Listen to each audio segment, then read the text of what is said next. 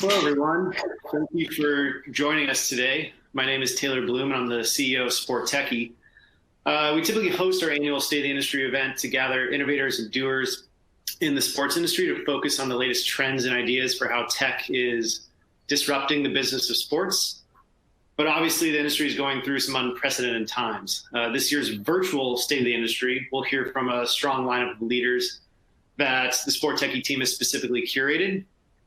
The speakers come from many different sports verticals and industries that comprise the intersection of sports and innovation. And while we are social distancing, it is our intention to make SportTechie's virtual State of the Industry a platform for us to come together, communicate, share ideas, and look ahead. So thank you very much to the 4,500 registrants from over 50 countries who are joining live or watching on demand. We hope the event helps educate and inspire the organizations and entrepreneurs who are tuning in. Which brings me to a couple of quick thank yous. A massive thank you to our speakers and supporting partners. When we pivoted to make this a virtual event, they stuck with us and made this event possible. We couldn't have done it without them. So obviously everyone's schedule has been upended and we're all adjusting to working remotely. So the continued time commitment of our speakers and partners is genuinely appreciated. And finally, just a few quick logistical items for you. Each attendee can chat with each other attendee. You can also set up group chats. You can also introduce people through group chats. So just use the chat feature located in the bottom nav bar on your screen. Even though we're virtually attending, we did our best to create an environment that still allowed for networking opportunities through the chat feature. So I hope you get some value out of that. Should you need help navigating the virtual environments at all, click on the lobby. There you'll see a help desk. Just click on the help desk and there's a live support specialist to help you through this. So please take advantage of that if you need it. All panels and speakers and every video you see, including this one, will be made available to all attendees to view on demand immediately after the session is over. So if you miss something, or you need to come back to it, or you want to reference it in the future, it's all available for you on demand because you registered and attended. I encourage viewers to submit questions for speakers during the sessions. There's an opportunity to do that in your control panel, where you can play a part in the conversations we're having today. The moderators, myself included, will do their best to work in some of those questions into our conversations. And finally, I highly recommend that you chat with our partnerships team at SportTechie by clicking on the SportTechie logo on the bottom right of your nav bar. They're experts at strategizing ways to engage your organization with the sports industry, whether it's with our newsletter, virtual events like this one, in-person conferences, our website, and consulting services. So those are my quick items. Thank you for listening. And with that, let's get started. I'd like to welcome our first speakers, Ahmad, Nassar, and Hugh Weber. Guys, good morning. Thanks for joining us. Good morning. So, guys, I'd love to just kind of set the table. There's a lot of people tuning in from all over the world. Ahmad, can you give us just a quick, 15, 20-second overview of your role? You're the CEO of OneTeam Partners. What is OneTeam? When did it form? And kind of what's your highest priorities? Yeah, well, first, thank you to everybody for joining. Thanks, Taylor and the SportTechie team for having me. During what is a crazy, unprecedented time. I hope everybody tuning in is safe and healthy and listening to the proper authorities. So my name is Ahmad Nassar, as Taylor mentioned. I'm the CEO of this new startup called OneTeam Partners. We are an outgrowth of the NFL Players Association, where I spent 10 years running our commercial business, and the Major League Baseball Players Association and Redbird Capital, our capital partner, a private equity fund based in New York. And we were created to really build on and do a few things that some of the players associations had started doing on behalf of athletes, and to do it across sports and to do it with a diverse set of athletes. So we have, in addition to football players and baseball players, women's basketball, women's soccer, men's soccer, and men's and women's rugby as our initial core partners. And so we do group licensing, things like video games and trading cards and apparel on behalf of these athletes and the players associations who represent them. We do athlete marketing, things like appearances and speaking engagements and autograph signings.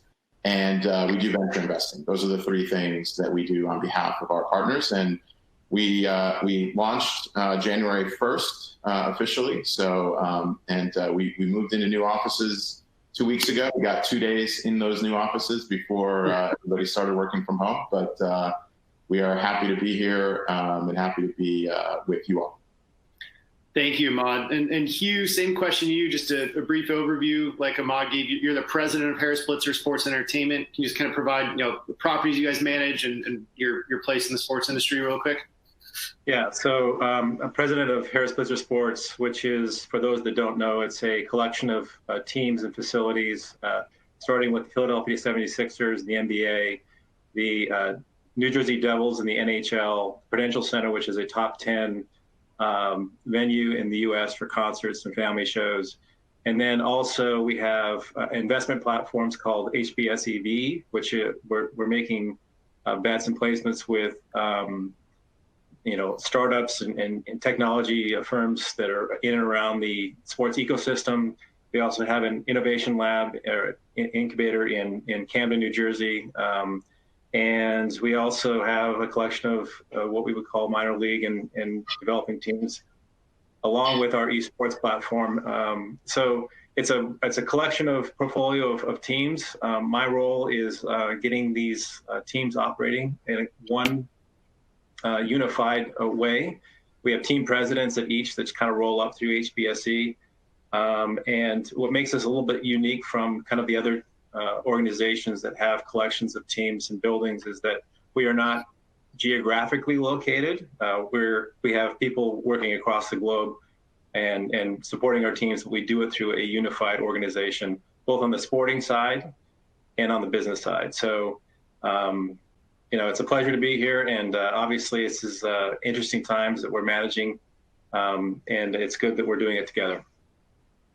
Well, thanks, guys, and appreciate you setting the table like that. Hugh, I'll start with you. How are you adjusting your organization's communication and setup during these times? Because we've all said the word, it's just unprecedented. And so I'd like to kind of share from both your leadership perspectives within your respective organizations. How does your organization look today? How are you staying on top of priorities? How are you prioritizing new priorities? Hugh? Yeah, so I would say that, we have, again, a unique structure in that we are operating out of multiple locations with kind of a unified strategy, structure, process, organization. And so we put a high premium on communication and have for a long time. So what we have been able to do in the last 2 weeks is actually adapt that structure and that process, and lean in certain ways and adapt in certain ways that are more attuned with what we have. So instead of having people physically commuting between Philadelphia and New York and going back and forth between our teams, we're doing all of our communication and commuting by teleconference, Zoom, Teams, and what have you. So, but again, the structure was in place. So we have our executives on the phone every morning at 8:30. We have a larger group of 60 leaders who gather on Zoom every morning at 9 o'clock. We put a high emphasis on communication during these times where there's a lot of confusion and uncertainty. And so this allows us to have, again, information flowing from the top down and also from the groundswell up. And so we have found over the last 13 days or so that people have been like, yeah, you're stuck at home. I'm like, no, I'm not stuck at home. I am literally, on my computer doing kind of what we're doing now for 8 or 9 hours a day. And so that's how we're managing through this. The things that we're working on, obviously, initially was just making sure people were safe, making sure we had contingency plans, that we had infrastructure, that people had laptops, that they could actually keep working. And then working through like the logistics of people affected by jobs and how we were going to get through that and what we were doing. And that's how we have been focused. The stuff that we're focused on now, we believe it will maybe pay more dividends, let's say 30 days from now. But right now it's been getting a sense of normalcy back to our workflow. And Ahmad is the CEO of, as you said, a new startup. You got 2 days in the office, and then it's like, let's everyone, go home and be safe. Same question to you. How has that looked? What does your day look like now? And how are you trying to, manage a startup, but remotely, and kind of find your rhythm? Yeah. Well, it's almost the other end of the spectrum from what Hugh described, in terms of just, we've got a team of 10 people. We were already all traveling all the time. That team of 10 was split up between DC and New York. We're adding a couple folks in LA. So we were already having to figure out these communication issues just by the nature of our setup. And the people that we initially hired, our initial team, are all a couple people from the NFLPA, one woman from U.S. Women's National Team Players Association. And I didn't poach those people. They were all recommended, and people that we work with already. Would it make sense to do that to our partners? And so that's been a tremendous help, is that these are people that we all already work with in different ways. And so from our standpoint, the emphasis on, technology and remote working tools was already at a premium because of the travel schedule and just our distributed nature. I will say that this has accelerated that. And things that we may have done as calls before are now happening as video conferences, which has been interesting, because I was on the phone yesterday with a gentleman from the World Players Association who is under quarantine in Switzerland. And our call was in the afternoon East Coast time. And so it was about 8 p.m. his time. And so his young son was getting ready for bed. And so he's on camera and he's in his pajamas. And we end up having a 3-minute conversation. So it's created these different ways for us to interact and bond with people that, frankly, I never would have met Henry, his 6-year-old son, otherwise. And so I think appreciating that and using that to turn into really lasting bonds, I think has been something we've stressed with our staff, and to ask questions. And we're a startup, but we have this amazing tailwind, and we're drafting off of 60 years of history with some of these players' associations. So really trying to be helpful to them. They all have large workforces who are now dealing with a bunch of dislocation, and trying to give, as Hugh mentioned, some sense of normalcy to them and to just be helpful. And I think two things. We had our first board meeting March 4th, so about a week before things really turned. And it's just interesting to think about how almost everything we talked about at the board meeting has been put on the back burner. It has, enabled us to kind of take what, we have a set of objectives and key results that we have every quarter. And so we added a whole objective, kind of a top line thing to say, okay, what are we going to do for however long this lasts, right? This month, 2 months, 3 months, and what still works for us to think about and work about remotely. What new opportunities might there be in a way that is, definitively not meant to be insensitive, but just the world's different now. So where can we operate, and maybe things that we weren't focusing on before or down the line that we can accelerate. So that's really been kind of the bulk of our time and the emphasis on our staff.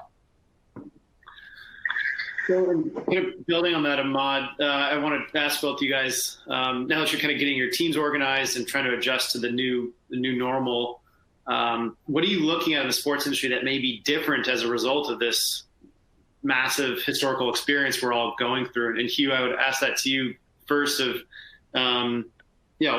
looking beyond when kind of the current schedule is uncertain, we're still trying to figure out next steps for the sports world. When games do start operating again, when people do start watching live sports again, what do you imagine might be different, and what are you kind of looking for as we're going through this situation as it pertains to your business?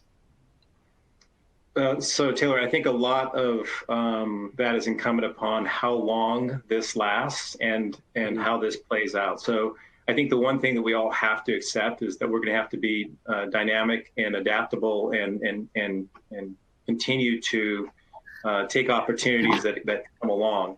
I do believe that we have seen, though, in history where our country, our communities have gone through traumatic moments in time where sports have become an incredible unifying, platform for communities to come together. And I think that we will see that again. I think that, if in fact, let's say internally, this changes the way we work, the way our organizations, we have 550 full-time employees across HBSC. We've got 1,500 part-time. This may change the way we work internally. I think all of us have been pleasantly surprised how effective it has been to the work that we're doing. But what effect that will have on our public business, we're not sure yet. I do believe, though, that there is a human need to gather and collect and lock arms with people who have shared ideas. And that's not anything that's changed over thousands and thousands of years. And so to think that forever live sports will just be played out on virtual reality and all of us sitting in our living rooms, I don't think is accurate. I think we have seen again where tragedy has, when we come out of it, people have even a greater desire to gather, a greater desire to cheer, for their teams and for the shared things they believe in. And so I think we're seeing some pent-up demand for sports right now. Obviously, you saw NASCAR come out with what they did on the gaming, and you see the Devils have done 3 games on NHL 2K, and at one point had 40,000 people watching, and complete with pre and post game interviews with players. I think right now those are the types of things we're doing to give our fans content that they can stay connected with the things that make them feel normal and make them feel good about what they love. And I think we're going to have to continually watch this over time. But I don't think again the venues are going to have this radical change in how we do things. I think people are more mindful about how they interact with others socially, but I still think that need to gather will be there. Ahmad, from your perspective, you've run the NFLPA. Now you're forming the OneTeam partners. How are the players looking at this? How's OneTeam looking at this? You guys are in a very complementary role in the industry compared to Harris Blitzer, and I'd love to hear your thoughts on the same question. Yeah, I mean, it's the first time in my career where I haven't been focused on one specific group of athletes. So, excuse me, the football players are all at a point in the season where they would normally have off-season workouts coming up in a few weeks at the team facilities, but they're not in season. And so that's an interesting contrast to the women's soccer players who are gearing up for the Olympics, right? And just coming off the She Believes Cup. The baseball players who are just wrapping up spring training and getting ready for their season. And the soccer players in the MLS, same issues. And so each of them have different, they're all at different points, right? And they're also, NFL players predominantly are from the United States. So the frame of reference for this issue is kind of inherently local, right? Like maybe somebody plays in Seattle, but they live in the off season in Florida. Whereas in the other sports, many of their players are international. And so that's created a whole different set of issues that, frankly, 4 months ago, I wouldn't really have occurred to me in my day job. And so working those out, working out the season issues, I know Hugh is neck deep in that every day, given the sports that he operates in. And so it's kind of, from the athlete side, providing safe ways to stay in shape and to work out, providing safe ways to provide content and stay engaged with fans. Believe it or not only do fans have a need for that interaction, but so do the athletes, right? And if you think not too long ago when this topic of potentially playing games with no fans in the stadium first came up, LeBron James was very vocal in saying, no, I'm not playing. I play for the fans. I'm not playing if the fans aren't there. And then obviously that viewpoint quickly changed, and then it became quickly irrelevant because there were no games at all. So it's interesting because when you have kind of the more global perspective with the athletes and a round a year-round calendar with the multiple sports, it's really kind of exponentially increased the number of issues that we have to work with. And look, it's tough to draw parallels to the situation we're going through now, but maybe a close parallel in some regards might be Hurricane Katrina and Hugh. I know you were working in New Orleans during that time. Where does your mind go in just kind of comparing the two situations we're in now with this global health crisis and what New Orleans went through, and how sports was a part of that process with Katrina? Yeah, so Taylor, I was fortunate to be part of a really, I think, once in a lifetime experience in seeing sports bring a community together. And so as president of the team, which is now the Pelicans, people may not remember this, but we, in late August was when Hurricane Katrina literally wiped out 85% of the homes. And so you can imagine people's everyday lives going along perfectly. And then all of a sudden, just like now, we're not worried about where we're going to go, how we're going to get to work, or if our coffee shop's going to be open. Like literally, you're worried about where you're going to sleep that night. And so the similarities in terms of how your paradigm as a human being in a social network has shifted overnight, it's very similar in that way. The team went to Oklahoma City for 2 years. This was before the Thunder were there. And so we had the challenge of getting our organization, the people that were in the team operations relocated, getting them back to operating, and then again start playing games in September. So you can imagine how much work was done just to get to what was a normal operating system. In that regard, it's very similar, right? We have just challenges that you come along and you have to figure out what they are going to do and how you're going to get the work done. And then you have, again, the cultural part of what is important, what are our values, what do we stand for? And as a leader, you have to figure out what it is that again is going to, in this time of chaos and uncertainty, going to give people stability, because that's what we need in terms of to function at a high level. And so in all of those ways, it was very similar from an internal standpoint. From an external standpoint, again, this is why I'm so bullish that when we do return, that the fans will engage at a high level. Is that here we are, people going through hardships in New Orleans, and we would come back. We literally had our first game in March of 2006. So think about this: 5 months later, people are living in their cars in FEMA trailers, and we had a sellout game against the Lakers. And you might ask yourself, why on earth, if you're dealing with that kind of uncertainty, and in similarity to what maybe what people are going through now, fear of what could be around you, that people would gather. And it was, again, time and time again, people would stop me on the concourses and say, thank you, with tears in their eyes. Thank you, thank you, thank you for coming back, for doing this, because this gives us a sense of normalcy. This gives us a sense of community. This gives us something bigger than ourselves to know that we can get through this. And so in that regard, Hurricane Katrina was something that was incredibly intense for one community. And this might be something that's pretty intense for a global community right now.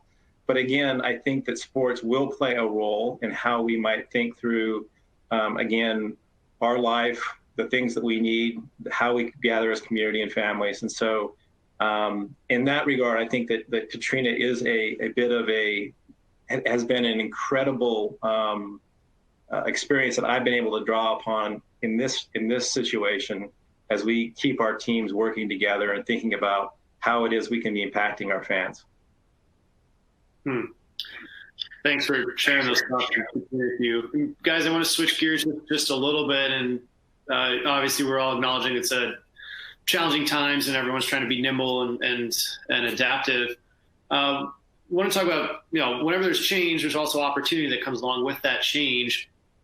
Looking ahead, what opportunities might you guys see to either reset, traditions or typical processes within the sports industries or within your businesses, and maybe just kind of look at things with a fresh perspective, because we've all had a chance to kind of pause and really look around and see how important the sports industry is, but also see where the highest priorities lie as a much larger priority comes into play with this global health crisis. So Ahmad, OneTeam does venture investing. They have all sorts of really interesting partnerships. They work with many players associations, as you've outlined.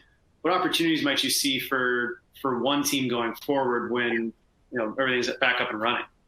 Yeah, well, so I think it's what we're going through right now has made us think really hard about how do we deliver to fans and athletes and just fellow citizens anything that might help them pass the time in difficult circumstances. I don't think any of us in our lifetimes have seen any sort of on the scale shutdown that we've, not World War I, not World War II, Cold War. Like there were bits and pieces, right? Certain countries boycotting certain Olympics and that sort of thing, and delays, but just this widespread, complete blackout we have not seen before. And I think that has made a lot of folks, including Hugh and the good folks who work with him, think really hard about how do we provide content. And I think, looking at what 2K is doing, what EA is doing in the video game space, and using that in a different way than maybe we would have before is definitely an opportunity, because I don't know that those things necessarily go away once the games come back, because I do think, one, the games will come back, and two, the fans will come back. And I think Hugh is absolutely right about that.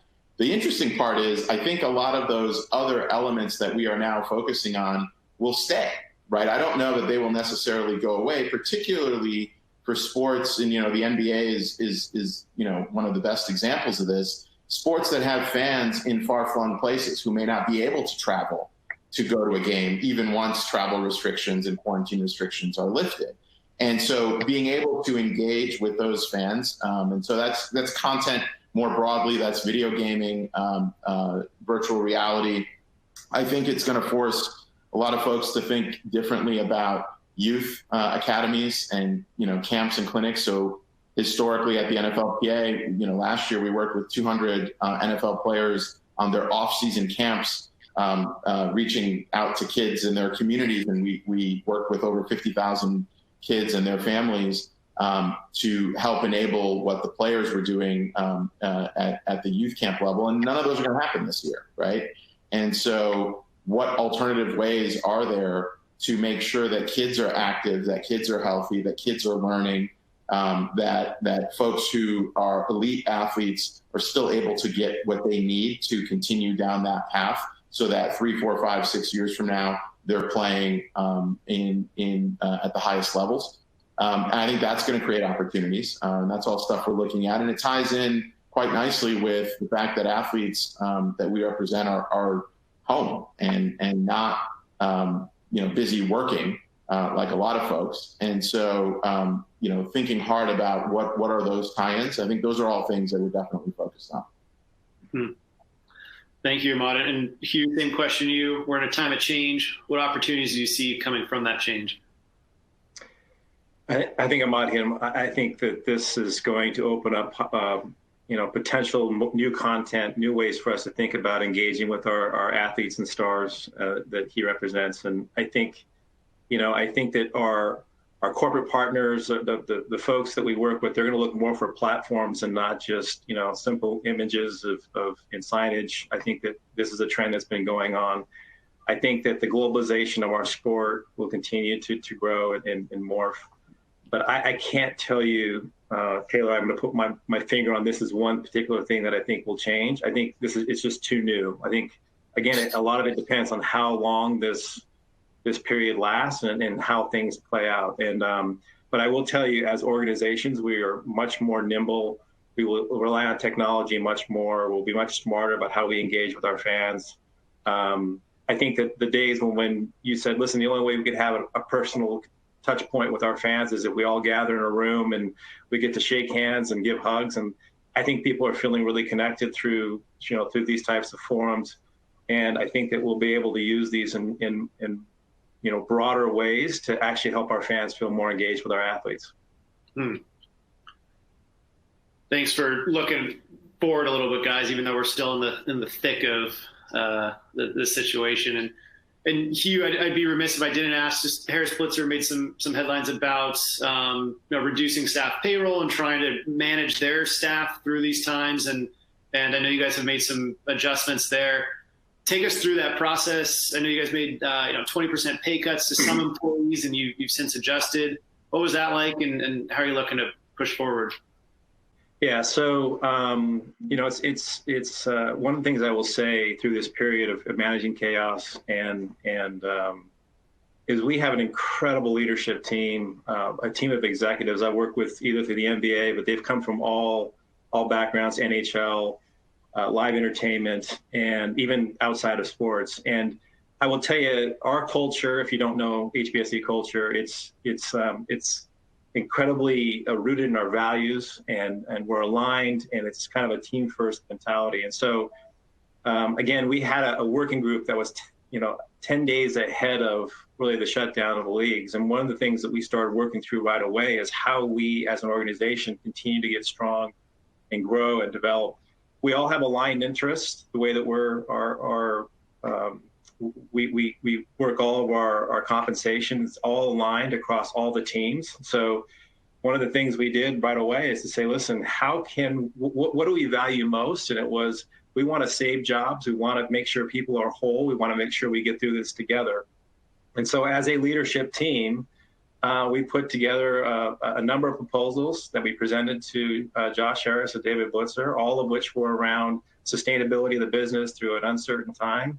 One element of that was all of us, even those under contract, those on the sporting side, it didn't matter. All of us, making what we saw was a donation back into the business of salaries to make us more sustainable. And we presented that to Josh and David. They agreed with the plan.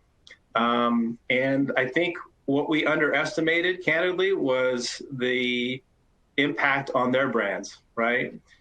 Even though this was something that was sourced from us, that we felt was a cultural builder for us banding together. We had done a lot of work talking to other teams. I think you're going to see teams more and more make announcements that they're making cuts and on jobs and on salaries. And we wanted to be ahead of it, and we are unabashedly proud of being aggressively ahead of the curve.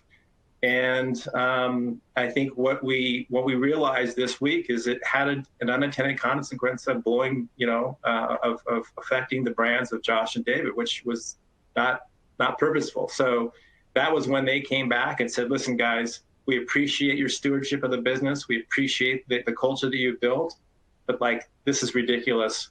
Let's just go. Let's admit a mistake and let's move on. And so, I think that when you're leading from the front, you're going to make mistakes. And I think we would say, yeah, this is one where we were probably a little bit too aggressive too early in being proactive. But again, I think we got to the right place. And I think, again, if you think about it internally, our culture, our people are more bound together, more locked armed, more, resolute in terms of getting through this time. And so that's really how we measure ourselves.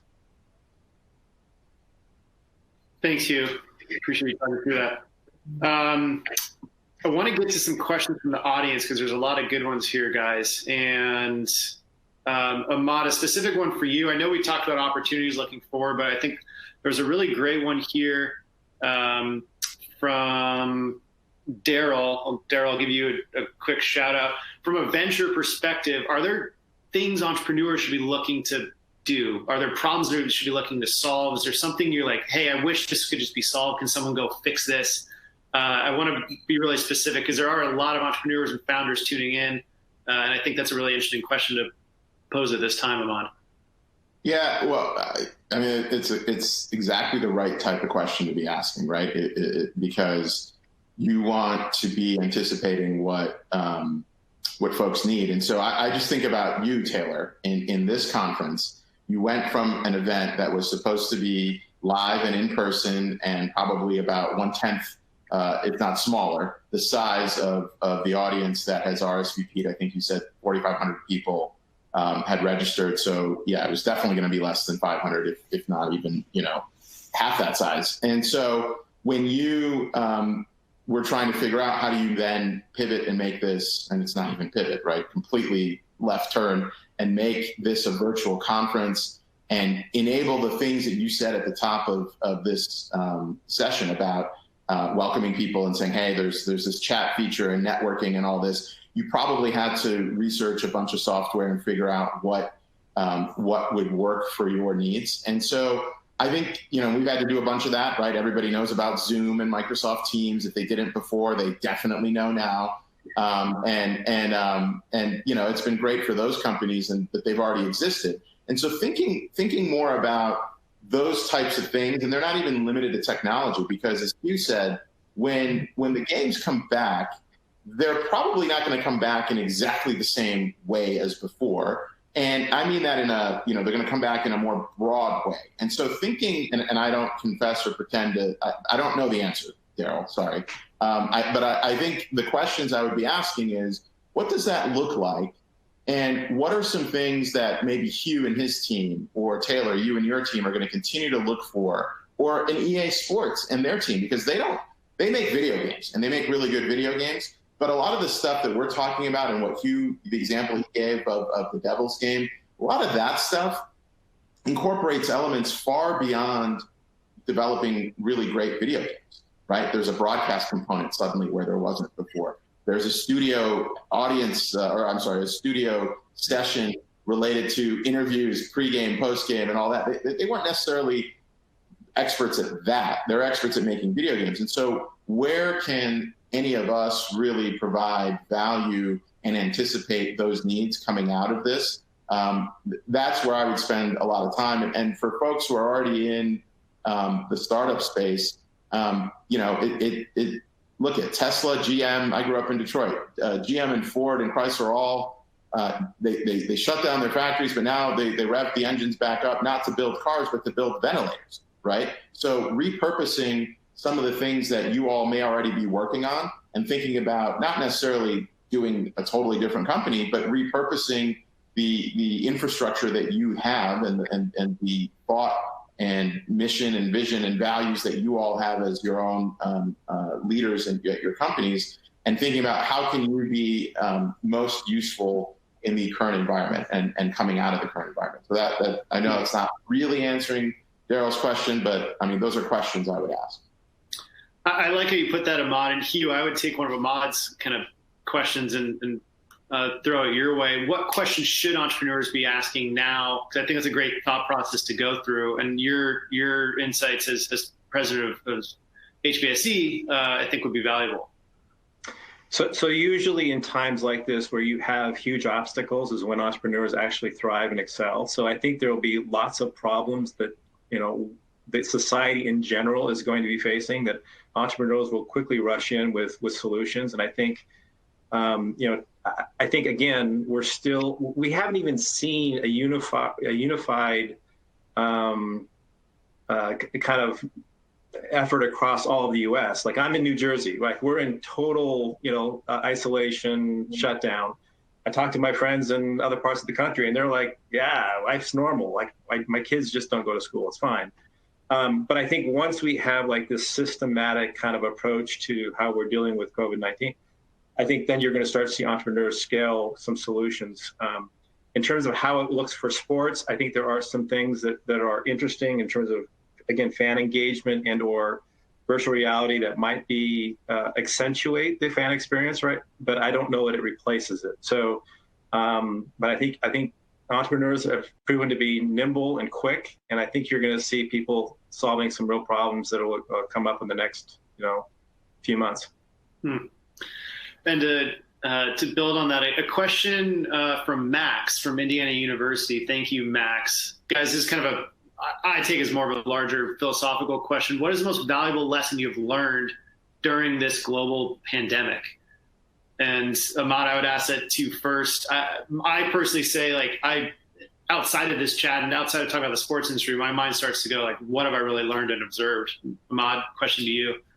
Yeah, first, I guess as a fellow, I went to the University of Michigan.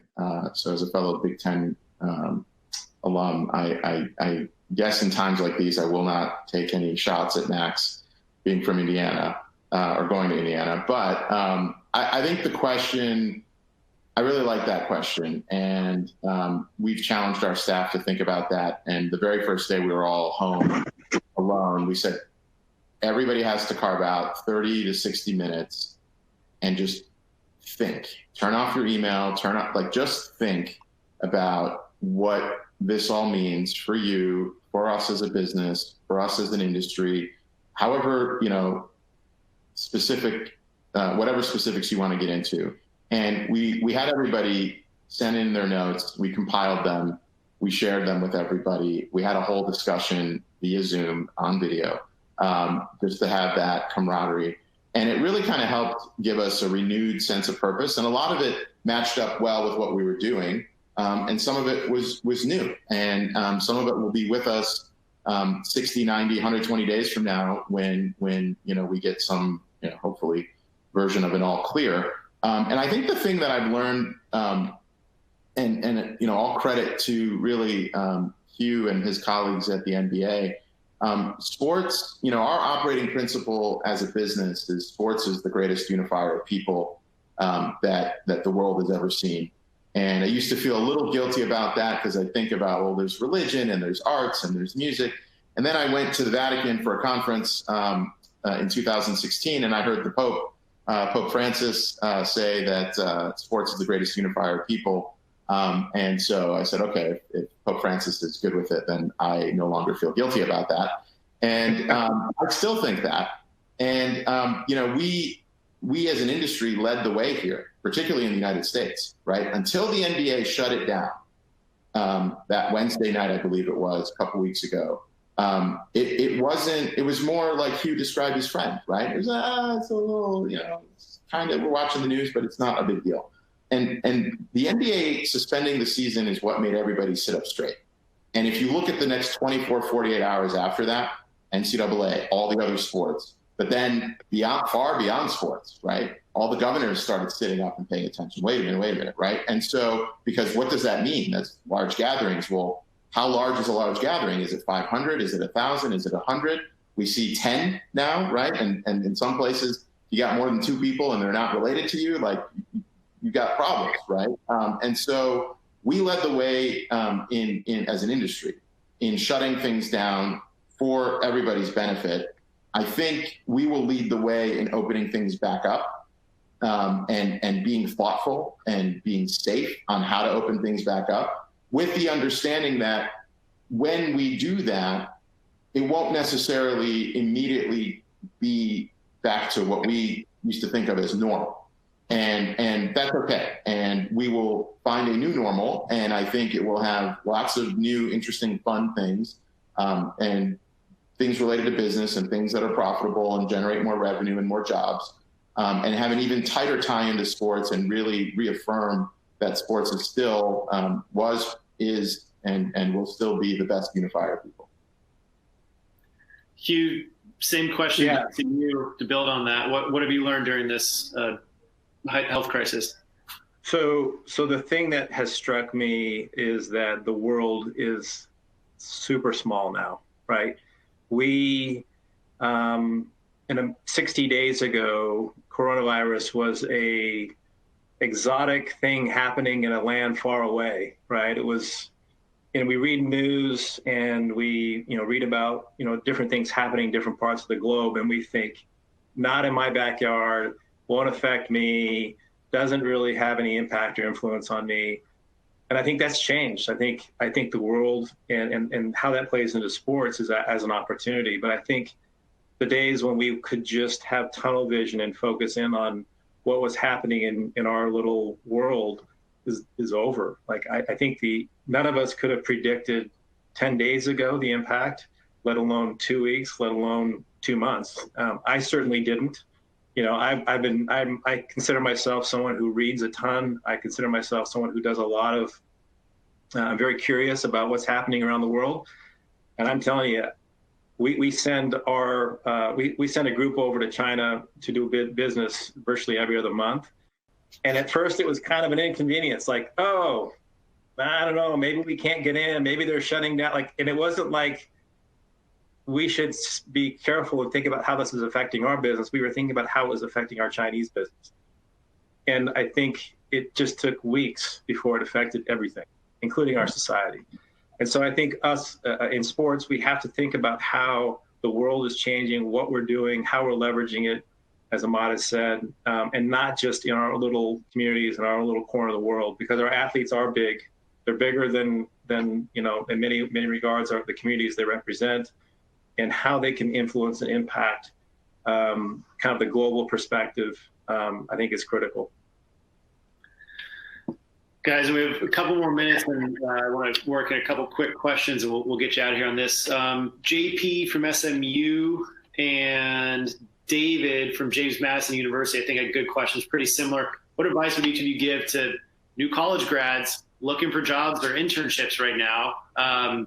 It's a tough time to be graduating, obviously, but I'd love to hear from you guys. Ahmad, what would you say to David and JP real quick? Yeah, I mean, look, I was in law school when the tech bubble burst, and all these jobs that I had literally gone into law school to get went poof. And I moped about that for probably a week. And then somebody told me something that I will repeat now that I think really helped me over the next few years, which is if you can make it now, you can make it at any point for the rest of your career. So, I know it's not ideal, and I know that the economy looked a lot different 60 days ago. But it is really going to force people to think hard about what they can do and where the opportunities are. And, I'll give everybody that same piece of advice, which is, if you figure things out now, that it is you. It is on you, and that you have done this, as opposed to other folks who kind of get their start in a, revved up, maybe overheated even economy. And then maybe it's 2-3 years later and they bought a house and they start a family or whatever. And then the tide goes out. And that's actually a lot harder to deal with that. It's neither is ideal, but the tide always goes out. I mean, it always does. We don't really know when. So unlike the real tide. And so, it's really about being prepared. And so I think if you look at it as, let me get this out of the way. Let me get a recession out of the way early in my career, and always remember that example, because I've always remembered it, and it helped me in 08 and 09, and it's helped me the last few years in thinking about, hey, we're overdue probably for a recession, and nobody could have guessed that it was going to be this that prompted it, and that it would be this bad and this quick, but we knew it was going to be something. And so I think just kind of looking at it, take that step back, look at it from a historical standpoint. It always happens, it always will. And just, kind of buckle the chin strap, to use the football metaphor, try to avoid those, but, and let's get going. Thanks, Ahmad. Hugh, advice to new graduates? Yeah, just briefly, I would say two things, and it's probably not much different than I would offer in terms of advice normally. One would be just be curious, go be a student of what's happening. Go and learn and understand what you're seeing. Try to find and be part of the solution. Try to figure out what it is you might be able to do as an individual for an organization that may be part of solving any of the challenges that you're reading about. So I think too often, young candidates going into, or recruits going into jobs are so focused on getting a job as opposed to like how they can be additive to an organization, and organizations will always hire people that are solving solutions for them. The other one I would say is network. Use this time to reach out to people, reach out and work with your networks to again, make those connections to people that are already in the industry, understand what it is that they're trying to solve, what the problems are. Come to forums like this, to learn and to grow and to network. And I think that will put you probably in a different category than most that are just waiting for this to pass. Yeah, and just one quick thing to add, because Hugh mentioned he's a voracious reader. I think reading and thinking is really important, but pay close attention to what you're reading. If you're reading Twitter all day long, that value is just way less than reading somebody who has time. I mean, if you kind of think of it as like a continuum, the folks who have to bang out tweets in 10-second increments, like that's probably not you get what you pay for, right? And then if you're reading the daily newspapers, well, they had a little bit more time to think about what they're writing, but they're cranking out daily. And the folks who are writing things weekly and monthly, I mean, we probably don't have time to wait for the folks who are going to write books about this, but the point is you want to pay close attention to what you're reading and what value you're getting, because there's just a lot out there, but a lot of it is junk. And so, as you're being curious, as Hugh said, just be picky. There's a lot out there, so be picky about what you read. Great advice. Well, Hugh and Ahmad, I'd love to close it out on that. Thank you so much for taking the time this morning to kick off our virtual state of the industry. Loved a lot of your insights and really appreciate it. And to everyone who submitted questions, that was fantastic. Thank you. I tried to get to as many of them as I could and condense them. We have our next panel starting at 10:05 Eastern in about 3 minutes, so stay tuned for that. We have more awesome speakers lined up. So again, Hugh and Ahmad, thank you very much for your time. Thank you. All right. Bye-bye.